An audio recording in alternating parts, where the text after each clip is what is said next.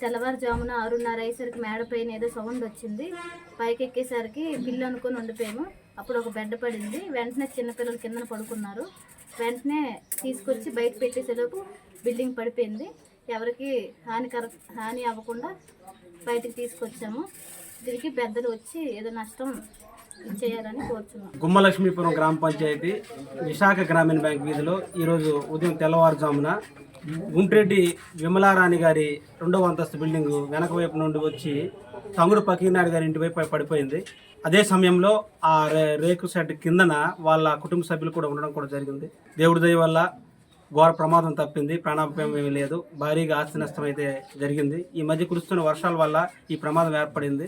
అయితే ఎవరైతే బాధితులు ఉన్నారో వాళ్ళు చెప్పిన వివరాల ప్రకారం గతంలో వాళ్ళకి కూడా హెచ్చరించడం జరిగింది. ఇదే బిల్డింగ్ అనేది పడిపోద్దని కూడా ముందే చెప్పారంట. ఆ విషయాన్ని వాళ్ళు పట్టించుకోకుండా ఉండడం వల్ల ఈరోజు పెద్ద ప్రమాదం ఏర్పడింది.